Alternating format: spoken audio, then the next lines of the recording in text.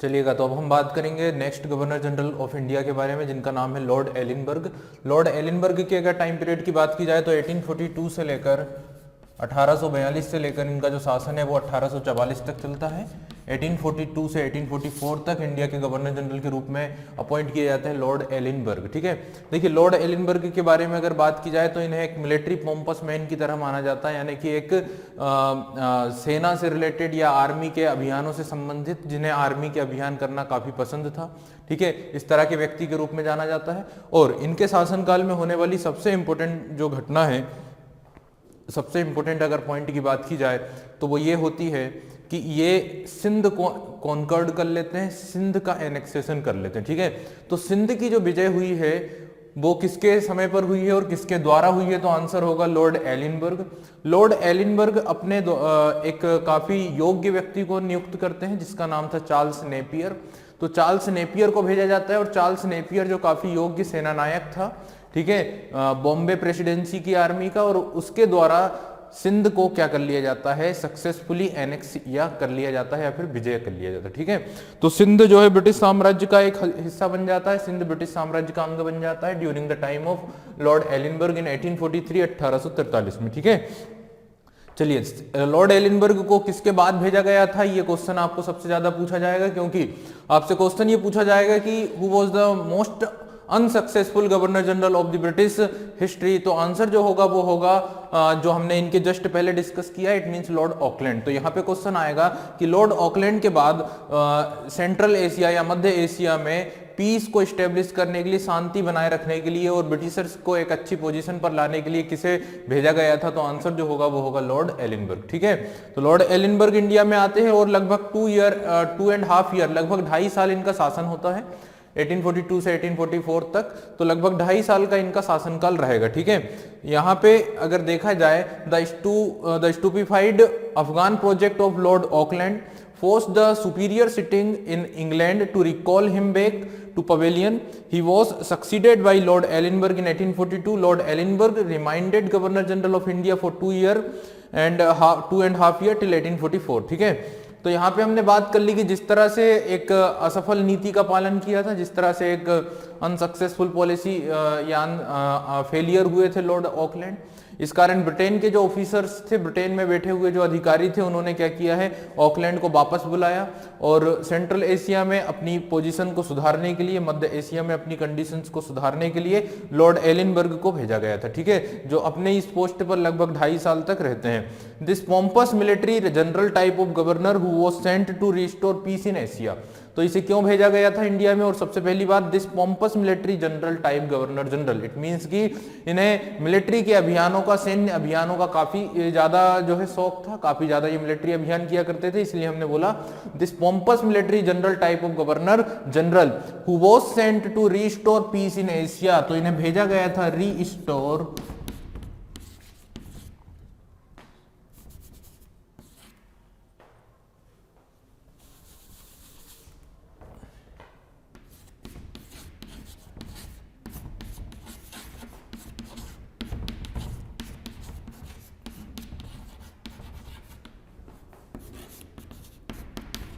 Restore peace in central Asia, it means मध्य एशिया में एक प्रकार से क्या करना है, पीस स्टेब्लिश करना है, शांति लेकर आना है, जो लॉर्ड ऑकलैंड की नीतियों के कारण क्या हुआ है, खत्म हो गई। ठीक है, तो जैसे कि हम यहाँ पे बात करें सेंट्रल एशिया, इट मींस कि जो यहाँ पे हमारा जो मीनिंग हो रहा है वो अफगानिस्तान को लेकर हो रहा है। अफगानिस्तान में जो ब्रिटिशर्स की प्रेस्टीज को एक झटका लगा है, ब्रिटिशर्स की प्रेस्टीज पर जो घात लगा है उसको खत्म, उसे ठीक किया जाए, इस उद्देश्य से इन्हें भेजा गया था।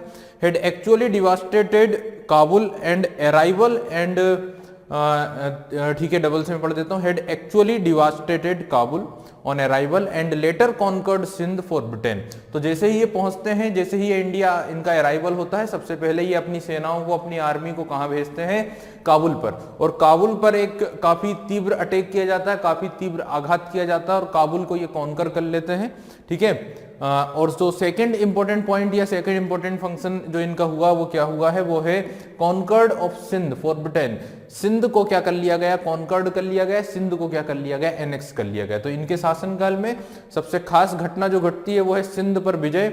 सो Lord Ellenborough is best known for the conquest of Sindh. Sindh पर विजय इनके शासनकाल की सबसे महत्वपूर्ण घटना है, सबसे इंपॉर्टेंट इवेंट है। ठीक है, देखिए आपको क्या करना है, आपको गवर्नर जनरल और उनके समय पर होने वाले जो इंपॉर्टेंट इवेंट्स हैं वो ध्यान रखना है। क्वेश्चन इस तरह से पूछा जाएगा कि किस गवर्नर जनरल के शासनकाल में या कार्यकाल में ये घटना घटी है। ठीक है, तो अभी तक अगर हम बात करें तो हमने शुरुआत से जो गवर्नर जनरल हुए हैं उन सभी को हमने अपनी इस लिस्ट में शामिल किया है, सभी के बारे में बात की है। सबसे पहले बंगाल में जो गवर्नर बने थे जिनका नाम क्या था, तो आपसे क्वेश्चन जब पूछा जाएगा तो आपका आंसर होगा first governor of Bengal appoint हुए थे, किया गया था किसे, रॉबर्ट क्लाइव को। ठीक है, रॉबर्ट क्लाइव के बाद हेनरी बेंसीटाट गवर्नर बने थे। हेनरी बेंसीटाट के बाद अगेन बनाया गया था रॉबर्ट क्लाइव को 1765 में। 1765 से 67 तक रहते हैं और फिर हैरी बेरेलास्ट अपॉइंट होते हैं और फिर जॉन कार्टियर। ठीक है, और फिर 1772 में पहले गवर्नर जनरल ऑफ इंडिया बनाए जाते हैं, लगभग 1773 में जब रेगुलेटिंग एक्ट इंडिया एक्ट आता है, जिनका नाम था वॉरेन हेस्टिंग्स। और वॉरेन हेस्टिंग्स के समय पर आप लोग देखेंगे कि जो 1772 में बनते हैं और 1785 तक बनते हैं रहते हैं, तो सबसे पहले उन्होंने जिस तरह से 5 ईयर सेटलमेंट लेकर आए हैं, 1 ईयर सेटलमेंट लेकर आए हैं। ठीक है, बंगाल में पूरी तरह से शासन शुरू कर दिया है। दूसरी बंगाल में जो डुअल गवर्नमेंट सिस्टम था उसे खत्म किया है। साथ ही उन्हीं के समय पर जो एंग्लो मराठा वॉर्स हुए हैं, ठीक है, उन्हीं के समय पर अगर देखा जाए तो जो मैसूर के साथ युद्ध हुआ था, ठीक है, सेकेंड एंग्लो मैसूर वॉर हुए हैं। तो इस तरह से आपसे क्वेश्चन पूछा जाएगा कि किसके समय पर कौन सा इवेंट हुआ है, तो वॉरेन हेस्टिंग्स 1772 से 1785 तक रहते हैं। उनके बाद आते हैं लॉर्ड कॉर्नवालिस जो काफी इंपॉर्टेंट थे 1785 टू 1793, जिन्होंने परमानेंट सेटलमेंट सिस्टम लेकर आए थे। तो लॉर्ड कॉर्नवालिस जिन्होंने कई सारे इंडिया में रिफॉर्म्स किए, चाहे वो एडमिनिस्ट्रेटिव हो, चाहे वो जुडिशियल हो, चाहे वो आर्मी से रिलेटेड रिफॉर्म्स हो, सेना से रिलेटेड रिफॉर्म्स हो, तो कई सारे सुधार किए थे किसने, लॉर्ड कॉर्नवालिस ने। अगर हम बात करें भारतीय सिविल सर्विस का, इंडियन सिविल सर्विस का जनक भी हम किसे बोलते हैं, लॉर्ड कॉर्नवालिस को। ठीक है, तो लॉर्ड कॉर्नवालिस का शासनकाल आता है 1785 टू 1793, और उनके बाद सर जॉन सॉर का शासनकाल होता है, जो उतने इफेक्टिव नहीं रहे, जिनके समय पर कोई ज्यादा घटनाएं नहीं घटी, 1793 टू 1798। और फिर आते हैं लॉर्ड बेलेजली जो 1798 टू 1805 1805 तक रहते। लॉर्ड बेलेजली जो अपनी एक नीति या प्रैक्टिस के कारण फेमस थे, जिसका नाम था ट्रीटी ऑफ सब्सिडरी अलायंस या फिर treaty of subsidiary alliance, it means सहायक संधि। और उन्हीं के शासनकाल में जो सेकेंड एंग्लो मराठा वॉर है वो होता है। तो द्वितीय आंग्लो मराठा युद्ध किसके समय पर हुआ है, आंसर मिलेगा लॉर्ड बेलेजली। ठीक है, लॉर्ड बेलेजली कई सारे स्टेट्स, इंडियन स्टेट्स के साथ सहायक संधि करते हैं, जिनमें सबसे पहला नाम आता है निजामों का, जो हैदराबाद के रूलर्स थे। ये क्वेश्चन आपसे पूछा जाएगा। इसके अलावा अगर देखा जाए तो मराठों के साथ इनकी सहायक संधि पेशवा के साथ होती है। साथ ही साथ मैसूर को हरा दिया जाता है 1799 में, फोर्थ एंग्लो मैसूर वॉर, वो भी इन्हीं के टाइम पर होता है। ठीक है, और मैसूर को भी सहायक संधि पर करने पर मजबूर कर दिया जाता है, और वहां पे वोडियार वंश की स्थापना होती है। सब किसके समय पर हुआ, बेलेजली के टाइम पर।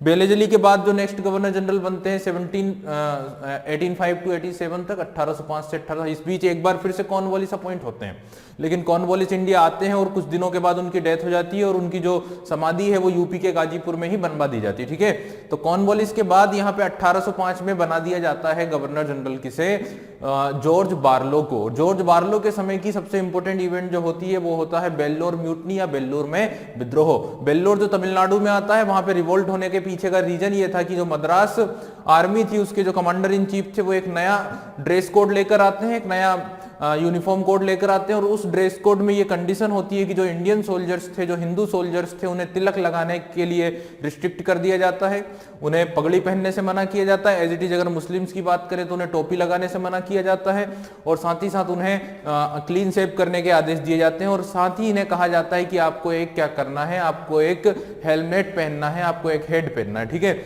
इस मुद्दे को लेकर जो इंडियन ट्रूप्स थे, जो भारतीय सिपाही थे, वो विद्रोह कर देते हैं। फाइनली विद्रोह को काफी ज्यादा ब्रूटली तरीके से दबा दिया जाता है, जिसमें लगभग 321 के लगभग इंडियन सोल्जर्स मारे जाते हैं। और इस रिवोल्ट में ब्रिटिशर्स की बात की जाए तो 14 ब्रिटिश ऑफिसर्स और लगभग 115 ब्रिटिश पब्लिक जो है वो मारे जाते हैं। ठीक है, फाइनली रिवोल्ट को सप्रेस कर दिया जाता है, कंट्रोल कर दिया जाता है, और ये जो कंट्रोल किया गया, जो सप्रेस किया गया, काफी बुरी तरह से किया गया था। और इसी के कारण हम देखते हैं कि जब रिवोल्ट ऑफ 1857 होता है तो साउथ इंडिया की जो इंडियन ट्रूप्स थे उन्होंने इसमें पार्टिसिपेट नहीं किया था, क्योंकि उन्होंने पहले देख चुके थे कि किस तरह से सप्रेस ब्रिटिशर्स करते हैं। ठीक है, फिर हम बात करते हैं इनके बाद जो नेक्स्ट गवर्नर जनरल आते हैं वो लॉर्ड मिंटो होते हैं, जो 1807 टू 1813 1807 से 1813 तक रहते हैं। लॉर्ड मिंटो के शासनकाल में अगर कोई इंपॉर्टेंट इवेंट हुआ है तो वो एक ये हुआ है कि महाराजा रंजीत सिंह के साथ ट्रीटी ऑफ अमृतसर साइन की गई थी, जिसके लिए उन्होंने भेजा था चार्ल्स मेटकॉफ को। तो चार्ल्स जो मेटकॉफ थे उनके द्वारा एक ट्रीटी की गई थी जिसका नाम था ट्रीटी ऑफ अमृतसर। ठीक है, उस अमृतसर की जो संधि हुई थी 1809 में, उस ट्रीटी का बेसिक लक्ष्य या बेसिक टारगेट ये था कि जो नॉर्थ वेस्टर्न एरिया था, जो सिंध, जो सतलज और जमुना के बीच का जो टेरिटरी थी, जो सिख साम्राज्य था, उसे इंडिपेंडेंट डिक्लेयर किया गया और सतलज को एक बाउंड्री बना दी गई, एक बाउंड्री मान लिया गया between the East Indian empire and the Sikh empire. Sikh empire independent empire declare किया गया। ठीक है, और ये संधि हुई कि दोनों एक दूसरे की टेरिटरी में इंटरफेयर नहीं करेंगे, दोनों एक दूसरे के खिलाफ मिलिट्री आर्मी को एक दूसरे के एरिया में नहीं भेजेंगे। ठीक है, तो इस तरह से संधि होती है 1809 में। ठीक है, 1809 में। वहीं पर हम बात करें दूसरा इंपॉर्टेंट फंक्शन जो इनके समय पर होता है वो होता है चार्टर एक्ट ऑफ 1813, 1813 का चार्टर एक्ट। तो 1813 का जो चार्टर एक्ट आता है वो मिंटो के समय पर आता है और इसी चार्टर एक्ट के द्वारा ईआईसी की जो मोनोपोली थी, ट्रेड मोनोपोली, वो खत्म कर दी जाती है। और 1813 के बाद ही जो इंडिया की स्मॉल इंडस्ट्रीज थी, जो छोटे छोटे उद्योग धंधे थे, व्यापारी थे, उनका भी क्या हो जाता है, धीरे धीरे उनका उद्योग धंधा धीरे धीरे समाप्त होने लग जाता है। ठीक है, तो यहाँ पे हमने मिंटो की बात की और उसके बाद आते हैं लॉर्ड हेस्टिंग्स, जो 1813 से 1823 तक भारत में गवर्नर जनरल की पोस्ट पर अपॉइंट होते हैं। ठीक है, ये जो लॉर्ड हेस्टिंग्स थे ये काफी ज्यादा सक्सेसफुल माने जाते हैं। इन्होंने अपने लगभग 60 ईयर की एज में ये इंडिया आते हैं और लगभग अगर देखा जाए तो 28 से 30 युद्ध लड़ते हैं। 124 ये जीतते हैं। इनके समय पर देखा जाए तो थर्ड एंग्लो मराठा वॉर किया जाता है, तृतीय आंग्लो मराठा युद्ध लड़ा जाता है। ठीक है, किसके समय पर, लॉर्ड हेस्टिंग्स के समय पर। और भी कई सारे इंपॉर्टेंट इवेंट इनके समय पर होते हैं जो मैंने आप लोगों को डिस्कस किए हैं लॉर्ड हेस्टिंग्स वाले टॉपिक में। लॉर्ड हेस्टिंग्स के बाद अगर देखा जाए 1823 के बाद जो गवर्नर जनरल आए हैं उनकी बात करें हम 1823 के बाद जो आते हैं, ठीक है, चार्ल्स मेटकाफ। ठीक है, इनके बाद कौन आते हैं, चार्ल्स मेटकाफ। ठीक है, और इस तरह से हम देखते हैं तो हमने देखिए अभी जो नाम है, फिलहाल हम बात करें तो लॉर्ड एलिनबर्ग 1842 टू 44, इनके पहले कौन थे, लॉर्ड ऑकलैंड। ठीक है, हमने 1823 तक की बात की, जो 1813 1813 से 1823 तक, कौन, लॉर्ड हॉर्डिंग। 1823 के बाद की जो सीरीज है इसमें हल्का सा हमें अभी कंफ्यूजन हो रहा है। ठीक है, लेकिन यहीं पर हम बात करें इनके बाद में तो हमने ऑकलैंड की बात की है, लॉर्ड ऑकलैंड। लॉर्ड ऑकलैंड जिनका शासनकाल हमने पढ़ा 1839 टू 1842, जहां पे कौन थे, लॉर्ड ऑकलैंड थे। लॉर्ड ऑकलैंड 1839 टू 1842 तक थे। ठीक है, 1835 टू 1836, 1835 टू 1836 और 1836 के बाद 39 और 42 में रहते हैं लॉर्ड ऑकलैंड। लॉर्ड ऑकलैंड के बाद आते हैं लॉर्ड एलिनबर्ग। ठीक है, चलिए यहीं पर हम बात करते हैं सबसे खास व्यक्ति लॉर्ड विलियम बेंटिक की। तो लॉर्ड विलियम बेंटिक जो 1828 या 29 के लगभग अपॉइंट होते हैं और 1835 तक रहते हैं। तो यहाँ पे एक नाम हमें खास मिल जाता है। ठीक है, यहाँ पे आ जाते हैं हेस्टिंग्स। ठीक है, हेस्टिंग के बाद एक नाम अभी क्लियर नहीं हो रहा है और फिर यहाँ पे जो खास नाम है वो है लॉर्ड विलियम बेंटिक का। ठीक है, लॉर्ड विलियम बेंटिक 1829 से लेकर 1835। ठीक है, लगभग ये 1828 में अपॉइंट हो गए थे 1828 में। और विलियम बेंटिक जो कि first governor general of India थे, जिन्होंने कोशिश की है इंडिया में, जिन्होंने कोशिश की है या फर्स्ट गवर्नर जनरल हम उन्हें मानते हैं जिन्होंने इंडिया में जो सोशल रिफॉर्म्स हैं वो किए हैं, भारतीय समाज में और धर्म में व्याप्त कुरीतियां, अंधविश्वासों को दूर करने में काफी महत्वपूर्ण भूमिका निभाई है। ठीक है, तो 1828 से 35 रहते हैं। 35 से 36 यहाँ पे अपॉइंट किया जाता है लॉर्ड मेटकॉफ को, ठीक है, लॉर्ड मेटकॉफ, जिन्हें हम बोलते हैं भारतीय प्रेस या इंडियन प्रेस का मुक्तिदाता। तो इंडियन प्रेस का अगर मुक्तिदाता किसी को कहा जाता है तो जो आंसर है वो है चार्ल्स मेटकाफ। तो यहाँ पे आते हैं चार्ल्स मेटकाफ, जो सिर्फ 1 साल तक ही गवर्नर जनरल के पद पर रहे, 1835 टू 1836। इसके पहले यहाँ पे नाम क्लियर हो गया लॉर्ड बेंटिक का। एक नाम और यहाँ पे बच रहा है जो मैं आपको बताऊंगा अभी।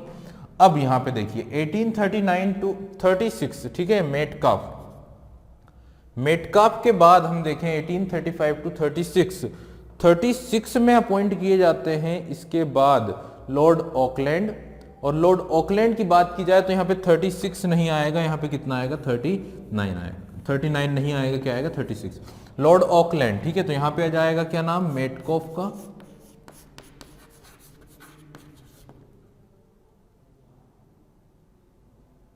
ठीक है, और यहां पे नाम आ जाएगा किसका, लॉर्ड ऑकलैंड का। ठीक है, और लॉर्ड ऑकलैंड के बाद नाम आप लोग देख रहे हैं लॉर्ड एलिनबर्ग का, 1842 से 1844 तक। ठीक है, तो अभी सारे नाम क्लियर हो गए होंगे, अभी सारे नाम जो है आप लोग देख सकते हैं। यहाँ पे जो हल्का सा कंफ्यूजन है वो किसके बाद का है, वो आता है लॉर्ड विलियम बेंटिक के बाद। तो हम देख लेते हैं लॉर्ड विलियम बेंटिक के बाद जो गवर्नर जनरल इंडिया में अपॉइंट हुए थे, जो लॉर्ड विलियम बेंटिक के बाद की कहानी तो क्लियर है। लॉर्ड हेस्टिंग के बाद अगर देखा जाए तो लॉर्ड हेस्टिंग्स के बाद जो गवर्नर जनरल बनते हैं जिनका नाम था लॉर्ड एमहर्स्ट, तो यहाँ पे नाम आता है लॉर्ड एमहर्स्ट का। और लॉर्ड एमहर्स्ट जो 1823 से अगर देखा जाए तो इनका शासनकाल जो होता है 1823 से 1828 1828 तक होता है। ठीक है, 1828 तक। और इनके समय पे हम देखते हैं लॉर्ड एमहर्स्ट के समय पर जो इंपॉर्टेंट इवेंट हुआ है वो हुआ है फर्स्ट एंग्लो बर्मीज वॉर, पहला आंग्ल बर्मा युद्ध। ठीक है, 1824 से 1828 या 1824 से 1826 तक चलता है। और उसी के दौरान इन्हीं के शासनकाल में होता है रिवोल्ट ऑफ बेरकपुर। बेरकपुर का विद्रोह भी किसके समय पर हुआ, किसके शासनकाल में हुआ, तो विलियम एमहर्स्ट या लॉर्ड एमहर्स्ट के समय पर। ठीक है, उसके बाद हम देखते हैं लॉर्ड विलियम बेंटिक 1828 टू 35 हो गया है। चार्ल्स मेटकॉफ 1835 टू 36 हो गया है। इन्होंने काफी अच्छे काम किए दोनों ही गवर्नर जनरलों ने। फिर आते हैं लॉर्ड ऑकलैंड जो 1836 टू 42 तक रहते हैं, 1836 से 1842 तक। इनको हम डिस्कस कर चुके हैं। अब हमारा टॉपिक है लॉर्ड एलिनबर्ग। ठीक है, तो आप लोगों को इस तरह से देखिए टॉपिक थोड़ा सा वास्ट है, टॉपिक थोड़ा सा लंबा है, आप लोगों को लोगों के नाम ध्यान रखना होगा। ऑब्वियसली ये थोड़ा सा कठिन जरूर रहेगा, लेकिन हम जितना रिवाइज करेंगे, जितना बार बार उन्हें पढ़ेंगे तो हमें ये चीजें याद हो जाएंगी। ठीक है, और फिर ज्यादा कुछ याद नहीं रहेगा। एक बार जब हमें ये नाम क्लियर हो जाएंगे तो हमें सिर्फ उनका नाम और वो जो बेसिक चीज है वो ही याद रहेगी। ठीक है, हमारा माइंड सिर्फ उन्हीं को क्या करेगा, अट्रैक्ट करेगा, उन्हीं चीजों को पकड़ लेगा। ठीक है, जैसे कि हम बात करते हैं, मान लो अगर मैं बात करूं लॉर्ड डलहौजी की। चलिए, लॉर्ड डलहौजी हालांकि अभी हमने पढ़ा नहीं है, लेकिन आप सभी को पता है लॉर्ड डलहौजी किस चीज के लिए प्रसिद्ध है, किस बात के लिए फेमस है।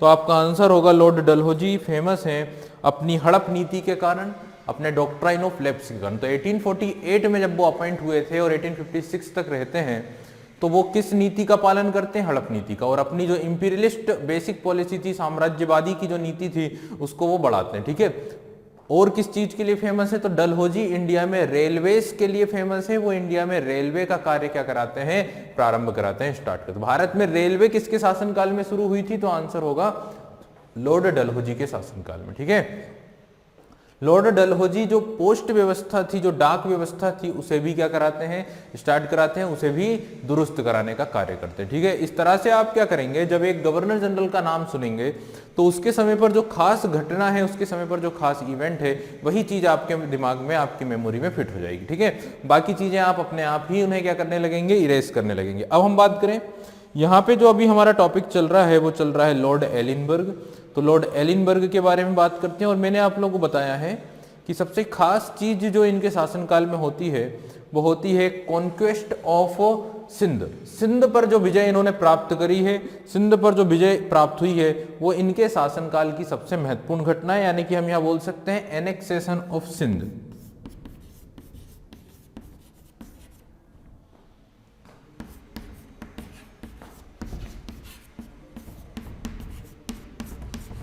ये सिंध को कैप्चर किया जाता है 1843 में।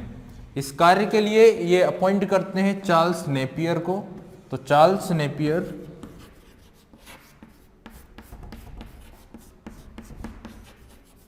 नाम के जो आर्म्ड जनरल थे, नाम के जो सेना नायक थे, उन्हें नियुक्त किया जाता है और सिंध को ब्रिटिश साम्राज्य में शामिल कर दिया जाता है। देखिए सिंध जो है वो किधर पर स्थित है, सिंध कहां पर आता है, तो आप सभी को पता है पाकिस्तान, आज का जो मॉडर्न पाकिस्तान है, आज का जो आधुनिक पाकिस्तान है, उसी में जो एकदम साउथ वाला क्षेत्र आ जाता है, कराची वाला जो एरिया आ जाता है, उस क्षेत्र को हम क्या बोलते हैं, सिंध कहते हैं। ठीक है, तो साउथ जो पाकिस्तान वाला क्षेत्र है उसे हम क्या कहते हैं, सिंध कहते हैं।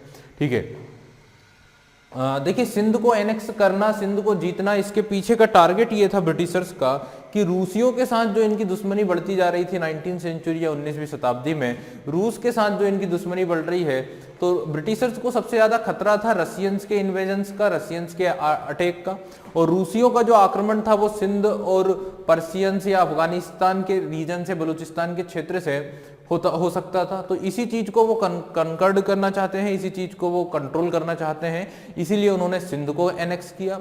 साथ ही साथ आप लोग देख रहे हैं कि उन्होंने अफगानिस्तान में अपना अभियान पहुंचाया था, उसमें भी यही रीजन था, यही कारण था। हालांकि अफगान जो उनका प्रोग्राम था, जो कैंपेन था, वो उतना सक्सेस नहीं हो पाया, सफल नहीं हो पाया, due to the failure policies of Lord Auckland. तो ऑकलैंड की जो असफल नीतियां रही हैं, ऑकलैंड की जो स्टूफाइड पॉलिसीज रही है, उस कारण से क्या हुआ है कि ये अफगानिस्तान को कॉन्कर नहीं कर पाए या उतने सफल नहीं हो पाए। ठीक है, since 18th century Sindh was being ruled by some Baluchi chief collectively known as Amir of Sindh. तो 18वीं शताब्दी से, लगभग 18th सेंचुरी से सिंध पर जो शासन था वो बलूचियों का शासन था। बलूची जाति के लोग वहां पर क्या करते थे, शासन करते थे, जिन्हें कहा जाता था आमिर ऑफ सिंध, सिंध के आमिर। ये बलूची जो लोग थे ये बलूचिस्तान से बिलोंग करते थे। सिंध के जस्ट पश्चिम में अगर देखा जाए तो बलूचिस्तान नामक एक क्षेत्र आ जाता है, और ये जो बलूचिस्तान है ये आज के समय पाकिस्तान का ही एक क्या आता है, राज्य आता है। ठीक है, जो अफगानिस्तान बॉर्डर से लगा हुआ है बलूचिस्तान, तो वहां पे बलोच ट्राइब या बलोच जनजाति या बलोच जाति के लोग रहते थे।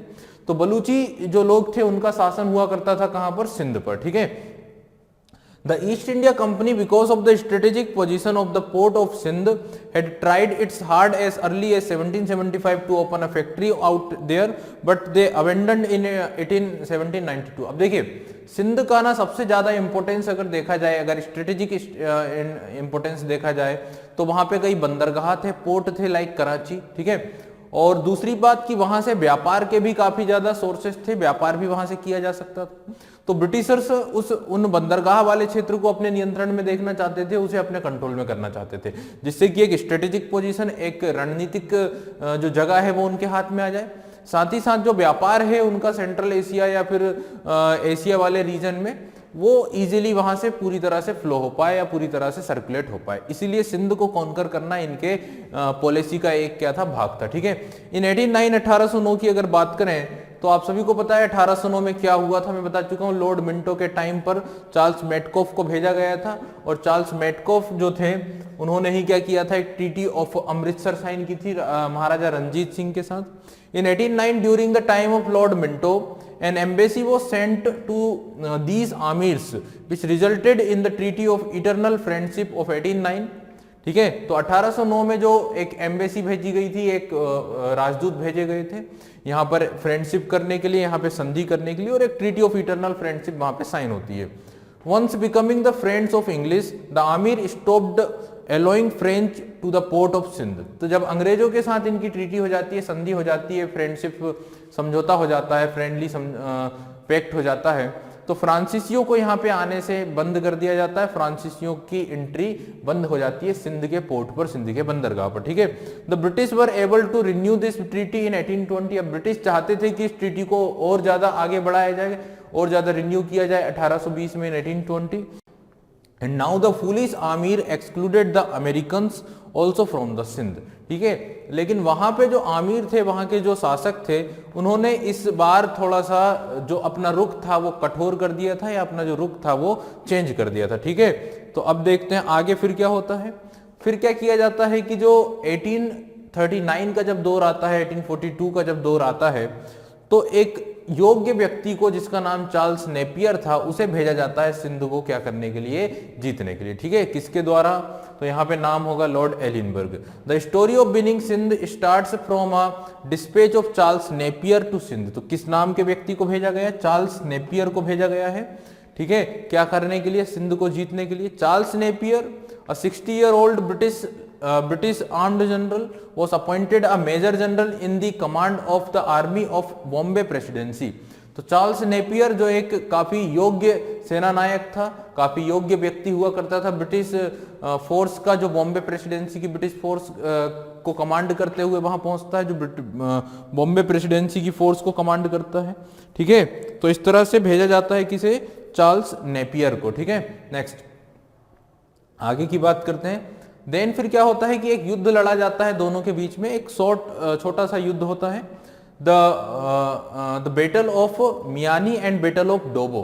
तो एक मियानी का युद्ध और एक डोबो का युद्ध होता है, where in which 3000 British troops defeated 12,000 Balochis in 1843 under Charles Napier. तो लगभग 3000 की ब्रिटिश फोर्स ने, लगभग 3000 की ब्रिटिश फोर्स ने किसके नेतृत्व में, चार्ल्स नेपियर के नेतृत्व में 12,000 की बलूची फोर्स को क्या कर देते हैं, हरा देते हैं। ठीक है, बस इतनी सी बात आप लोग ध्यान रखिएगा कि चार्ल्स नेपियर के नेतृत्व में ब्रिटिश ट्रूप्स क्या करते हैं, बलूच ट्रूप्स को पराजित कर देते हैं और फाइनली जो सिंध था उसे एनेक्स कर लिया जाता ब्रिटिश इंडिया में। ठीक है, द आमिर ऑफ सिंध जो थे हुआ करते थे, उन्हें प्रिजन में डाल दिया जाता है, कैद कर लिया जाता है और उन्हें भेज दिया जाता है बर्मा में। ठीक है, बर्मा जो कि एक प्रकार से काला पानी की सजा के लिए फेमस था, जो काले पानी की सजा के लिए प्रसिद्ध था, रंगून, वहां भेज दिया जाता है।